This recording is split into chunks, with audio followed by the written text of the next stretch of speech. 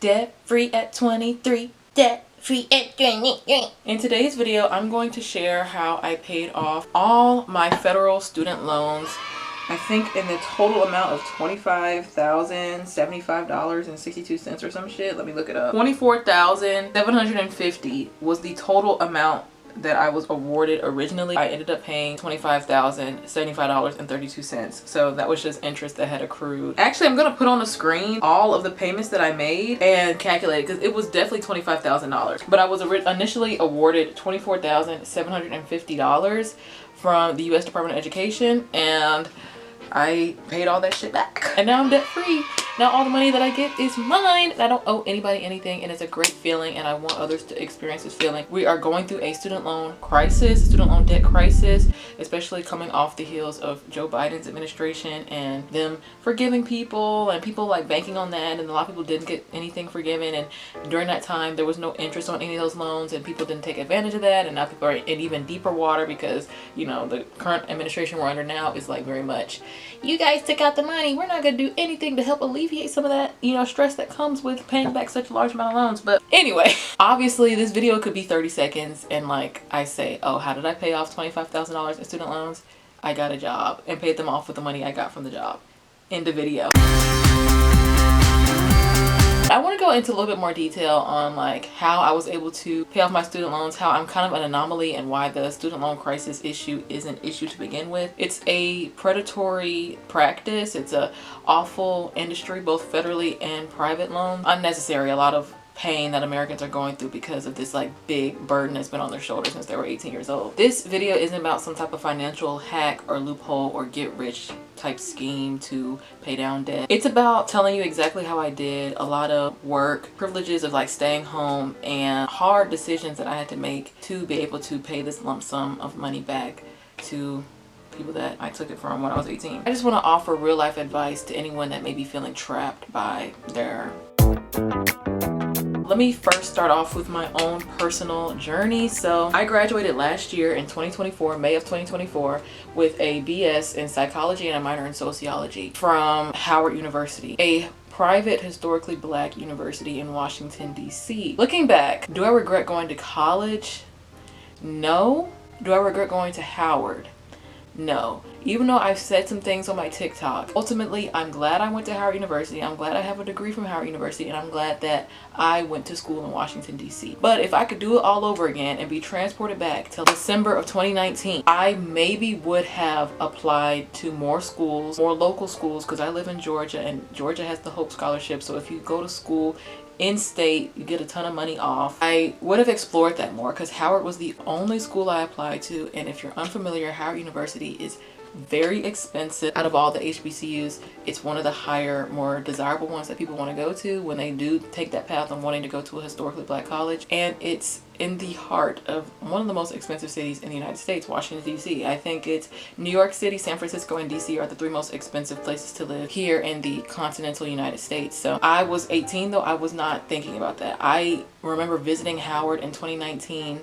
I flew to Baltimore, me, my dad, and my sister, and we toured the campus, and it just felt right. It felt natural. I could see myself walking through there, and I was like, well, this is the school I want to go to. I wish I would have just explored a little bit more, or even before that, I wish I would have been like, okay, do I want to go to college? What's my plan? What do I want to do? Like, I should have just had more concrete foundation of like the path and direction I wanted to go in. And of course, it's kind of hard to have that at such a young age of 16, 17, 18. But before I had the answers, I should have just stopped, paused, and not just rush into something or just do something because like, oh, what do you do after high school? You go to college. That's what people do. So that's the first advice I would give to anyone who doesn't even want to go in debt into the first place. Make sure you want to go to college. Nowadays, college is for people who are trying to be engineers, lawyers, doctors. You know, you need that bachelor's degree to move on to even higher schooling to get to be in that position of a doctor, lawyer, therapist, teacher. You got to go to school to be a teacher. Things that you absolutely need a degree for, you know, go right ahead. But if you're in high school and you might not love school, you just do it because you're forced to, and you have other interests and hobbies and you just want to make money and survive, college is probably not the way to go, in all honesty. And I hate to say that because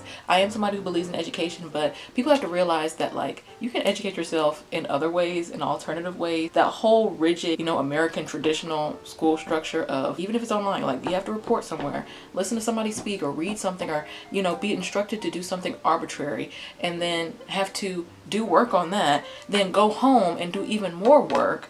And then in a couple of weeks, all this information that you've been acquiring, you're now being tested on it in a way that is not maybe conducive to your learning style or how you absorb the information. You're now being tested on it, and that test determines the next outcome. That's not for everybody, and there's different ways to learn. As long as you remain curious and keep a book open and don't shut down perspectives and listen, learn, and explore, there's so many ways to educate yourself that doesn't include paying, you know, $40,000-$50,000 a year to be essentially in a bubble. You're paying to network. You're paying for some of the best professors in whatever fields and whatever best curriculums there are. Like, that's what college is. It's just like you're paying for training and credentials that you could also do on your own in a way. Definitely explore options like just working your way up in a job. Like if you don't mind a regular job like working at a fast food place or retail and just working your way up through that and just going to different positions that way, that could work. Explore, I don't promote the military, explore like trade schools or esthetician or plumbing, electrician, starting your own business if that's selling a product, doing research on that, getting capital for that. I just think we as American society should stop forcing children to just funnel them into college, funnel them into debt. And if you're going to go to college, please, like if you know you want to go to college and you want to go to like these premier schools that cost a lot of money, you need to be trying to go completely for free. And that means that you need to be working very hard. Starting in middle school, no shade, like the end of middle school, especially once you get to high school, you need to be working very hard to have all A's, to have the best extracurriculars, to basically be a standout so that colleges will want you to be there and they will pay for everything and you don't even have to worry about no debt. I did know people at Howard who had full rides because they were really athletic or they were really smart. I recommend that if you don't want to do the community college route and then transferring to a 4-year and paying for it out of pocket and not going to debt, if you want to just go straight to the big leagues, you gotta have the baggage to back it up. So I remember being 18 years old, looking at the loan agreement and saying that like by the end, I think I totaled like, oh, I'd owe $22,000. And this is the promise I made to myself. I wish I would have recorded it, but I was like, well, I feel comfortable with this number. And the only reason I'm going to be able to sign this loan and say I will take this loan out, I told myself is, Rakita, you have to pay it back within a year or a year and a half of you graduating. That's the only way I'm gonna let you take this out. That's what I told myself. Simple as that. And I did. So I took out 9 federal unsubsidized and subsidized loans through the U.S. Department of Education. I did not have any Parent Plus loans. I did not have any private Sallie Mae loans. All my loans were federal. So that's number one on why I was able to knock out all of my loans, is because I didn't really have that many and I didn't have that much, and they were all federal. I was a pretty smart child in high school. I wasn't valedictorian or anything, but I did graduate with honors, and I've always been somebody who knew how to do school. I just did not like doing it. Like I could do the homework, I could sit and read this book and then tell you what happened in the book. I just didn't love being told what to do and like the arbitrary ways that they tested us. I didn't like it. I'm somebody that did very poor on standardized tests like ACT, SAT. Girl, I think my ACT score to get into Howard was a 22. The reason why I got scholarships from Howard is because I did very well in school. It wasn't about the standardized test. At least that was my experience. I think I literally made a 22 on the ACT. I took it like 3 times. The first time I probably made like a 17 or a 19. I took the SAT. I made like a 1089 or something like. So fast forward 4 years later, it's May 2024. I'm walking across the stage. I'm not thinking about nothing but walking across this goddamn stage because I never got to walk across the stage in high school. So yeah, I was just chilling. But I did start thinking about my loans in June, like when I got home and I got settled, and now it was just me facing the music of, well, I'm not going to grad school right now. I need to get some work experience. I have some internship experience in marketing. Let's hit the pavement. Let's get into the rat race and look for a job. I'm gonna do a different video talking about like my experience with corporate America and the job search. It's just a lot of commentary that I have about that. But just know that I searched for a job from May to January, and then how I made money all in between that was through gig work. So I just was living at home, saving up all my money from gig work and putting it away because I knew come January I would have to start paying back my student loans, because they give you a 6-month grace period after you graduate to like not have to pay anything. You are still accruing interest, on those loans. I was still accruing interest all those months that I wasn't paying anything, but they are not down your back like, okay, payment due, payment due, payment due. They give you 6 months. January comes around and I have my first payment, and it was like I just threw $4,000 that I had saved up to my first student loan payment. I just spread it across all the loans. And then in February, I got the job that I work now, and I'm obviously making more consistent income than gig work. So once I got this job, I was like, well, I'm home free. Every single check that I get from this place of employment is going straight to U.S. Department of Education. And that's exactly how I paid off my loans. It's that simple. It's simple because I have the privilege of, okay, I have nobody down my neck asking me for rent. I'm blessed to be living at home still, even though it might not be great for my mental and like developmental health.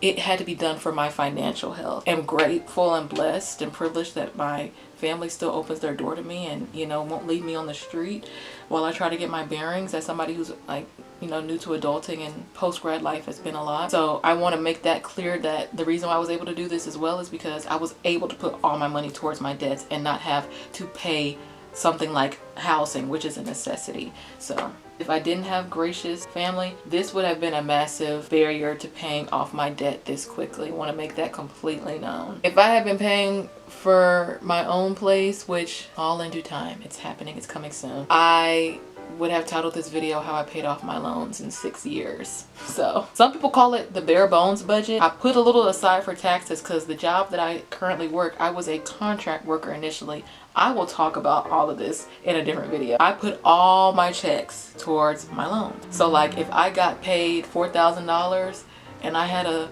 loan that was $3,282 out of those 9 loans, it all went to there. It was 2 loans that were $5,000 each. It felt so bad. Just the entire money that I just worked a whole month for. Boom. Because I only got paid once a month. Boom. For the loans. It was just, it's hard, but I just knew that it was for the greater good.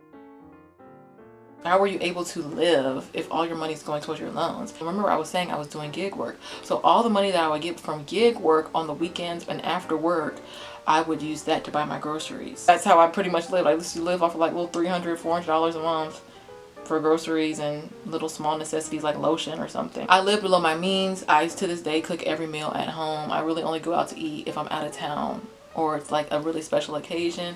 It has a lot to do with my weight loss too. But as for my social life, I did a lot of just walking, hiking, free things. Towards the end, like towards the beginning of this summer when I was almost done, I lessened up a little bit. Like me and my friend went to a pottery class that was like $50. I just knew for my life of freedom that I'd have to be a little uncomfortable. Like I had to live a life of discomfort to eventually get to a life of freedom. And I wasn't even uncomfortable. It was just like, okay, I have a goal and I'm zeroing in on this goal. A lot of people think that paying off debt means not having fun, and I don't think that's true. It's called delayed gratification. I told myself, okay, when I got the job in February, if all your checks go here, you will be done by June, July. So at the end of July, you can go on like this big trip celebrating that you paid off all your loans. So I booked the trip in April with gig work money and a little bit of like my paycheck, and me and my family went on a Alaskan cruise. I paid for myself and my sister, and then my dad just invited himself. It felt so good being on vacation and earning the vacation and paying for that whole that was the biggest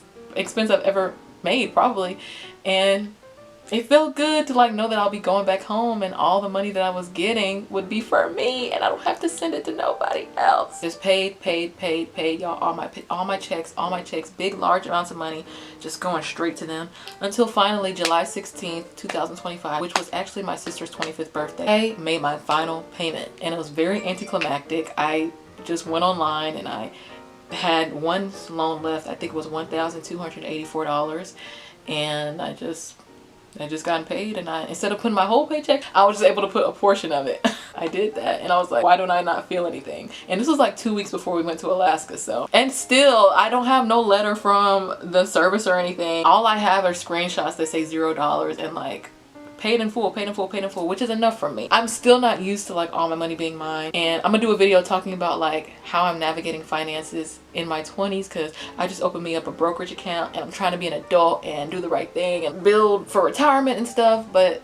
I'm learning all of it by myself and just trying to make sure I listen to the right people and watch the right videos and read the right articles. So yeah, that's how I did it, guys. So a lot of thanks to having the privilege of getting a job, because you know, I talked about the job market in one of my videos last year. Y'all, it took me 8 months to get the job I have now. So it was a mixture of like being afforded a job, having the privilege of having all my money go towards the federal loans, not having that many federal loans to begin with, yeah, not having any true bills or pressures down my back except for this. This was my biggest hurdle. This was my biggest worry or big cloud over my head. Like, some people can live with student loan debt their entire lives, and I'm jealous of people like that, because it's just, it felt wrong knowing that like I'd have something sitting there growing in interest when I could just nip it in the bud real quick. Because I know a lot of people like Caleb Hammer, like, I think he still has student loans. He's probably hella rich, but he just doesn't pay off his loans because it's like he'd rather invest the money or something. But I just can't have nobody telling me I owe them anything. This is all a part of my escape plan. Okay. If you're watching this and you're thinking about taking out a student loan, or you're already in debt, I do have some advice. First, and this is very important, please do not take out a loan without thinking about what you want to do first. I know it sounds obvious, but so many of us go into a major without a plan and end up with a debt we don't know how to handle. It's people who have student loan debt and they didn't even graduate. So just, that's why I said at the beginning, make sure you have some type of direction and plan, and the plan can change. Things happen, life is crazy, but just make sure that like you're doing the right thing and minimizing debt as much as possible, or doing like I said earlier and going a cheap route where like you just pay for it out of pocket. It'll probably feel very rewarding to just pay for school out of pocket, or see if school is even for you. Please, please, please stay away from private loans. I do not want to hear about nobody taking out private loans. If you have to take out a private loan, you need to find another plan, because if y'all think the interest rates on these federal loans are something, they're demonic with private loans. They're private. They can do whatever they want. There are no regulations or rules. Private loans are a different beast entirely, and I have no experience or advice for that. Just don't do it. That's all I can say. Finally, be responsible. Don't put too much pressure on yourself. My journey was very fast, but it's not the only way. You can pay off debt in 2 years, 3 years, 5 years, 10 years, 20 years. I think on the website they give you like a 10-year plan, but obviously if you do that, by the time you do pay off all the loans in 10 years, you would have paid more than what you owed in the first place, which is why I was like, I just have to nip this in the bud. However long it takes for you to pay them off, it's an incredible accomplishment regardless of the timeline, and your worth is not determined by how quickly you pay off any type of debt. The goal is to get to that debt-free finish line no matter how long it takes. So yeah, I'm 23, I'm debt-free. I don't have any, that was my biggest debt. I have a credit card obviously, but I never let myself spend over $300 before I have to pay it. I pay it more than once a month. I probably pay it like 2 times before the actual cycle ends, because I am that scared of debt. Okay, you can do these things and be responsible and still have fun and not let it consume your life. Like, again, it's probably some people out here who are living their best lives and their interest rates is growing, and they don't care, and I love that for them. I'm ready to start building my future. It was a lot of hard work, a lot of sacrifice, but the peace of mind that I now have is priceless. I'm working on the next step of just like, you know, diversifying my income, making sure I'm always happy, because that's something I'm struggling with now. Like, money is not everything. I don't want to chase money. Money is made up at the end of the day, so I just need my basic needs met and have a little money to have some fun. But I never want to be a millionaire or billionaire or anything like that, because you have to exploit people to get that much money, and all this shit is made up. Comment down below any questions you all may have. If you have a debt story, I'd love to know what it is. I've been watching these type of videos since probably last year, when I was like, okay, well, I am now $25,000 in debt and I want to pay it down. So it's cool that I'm able to make my own. This is probably not going to be my last financial video. Debt free at 23. Debt free at 23. I'm supposed to do this with my hair down. Oh, dang it. Oh, dang it. Well, this is what she looks like. Is it giving Pop Smoke? Rest in peace. Hey, how y'all doing?